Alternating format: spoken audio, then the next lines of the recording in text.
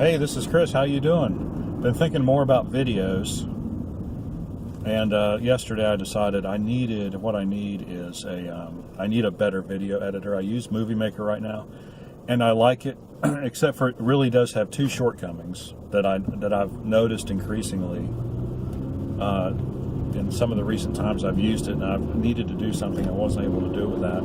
First of all, it's not very good. It edits, but it's not really good at editing, because the smallest block of time you can edit, I think, is about 1.5 seconds or 2 seconds. I haven't actually looked at, I really need to look at the timer, but it's too long. I mean, oftentimes, it's like, when you pull up the movie in Movie Maker, you can set the granularity with the little plus or minus button. So you can get, so you end up with a bunch of little rectangles, and each one is a section of video. And so what I found is that those little sections of video are too long. And so sometimes, like if I cough or something and I just want to edit it out, I find way too many times, or if I'm saying something and I forget a word, or I repeat myself, or whatever, for whatever reason, accidentally curse. No, I never do that. Not on video, anyway. Not generally, anyway.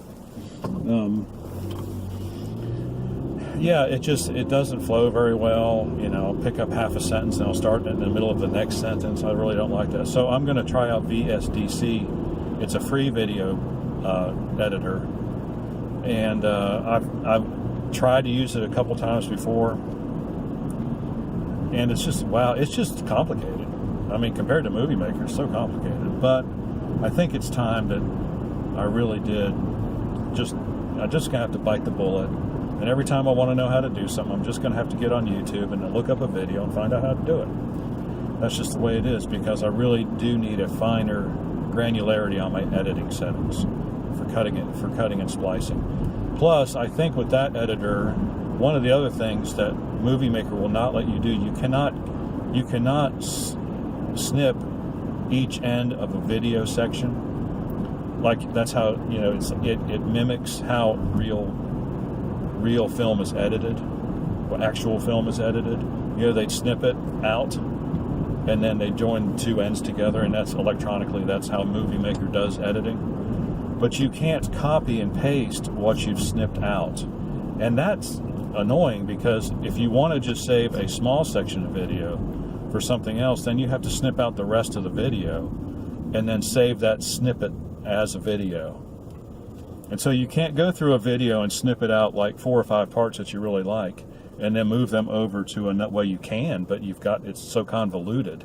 You can't just cut each section out and paste it to a new video. You have to save a little snippet after you've cut out the rest of the video, and then load the whole video again, and cut out everything but that small snippet and save that. It's annoying, right?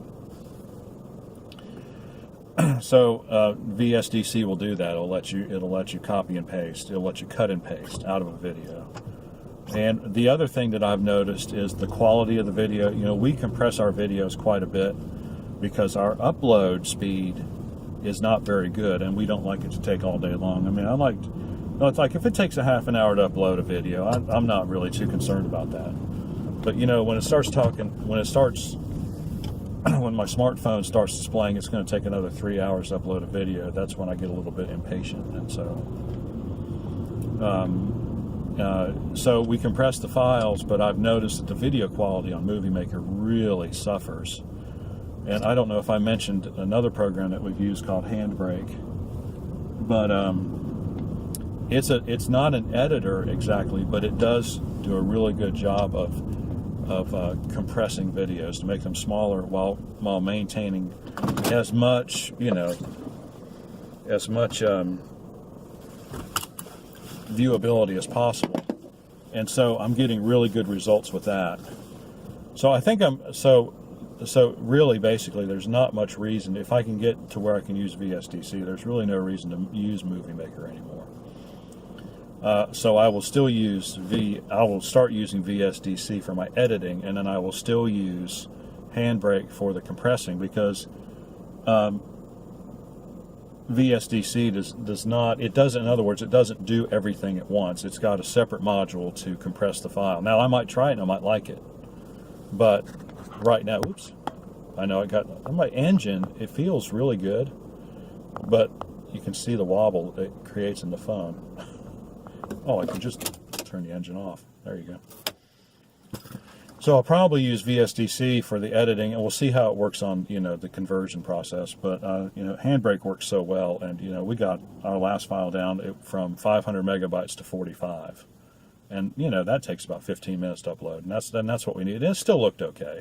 It gets a little fuzzy, but there's no artifacts like I get with Movie Maker. So anyway, that's our update for video editing and conversion and all that kind of fun stuff. Just thought I'd update you. A lot of you a lot of you have good internet connections, and you just upload your stuff to the computer, and so, I wish I could do that, but, that's just the way it is, and I really do want to start doing, better quality videos. So, if you have any questions or comments, please do so in the section below. Like and subscribe. We appreciate it when you do. Remember, we are an ad-friendly channel. See you on the next one.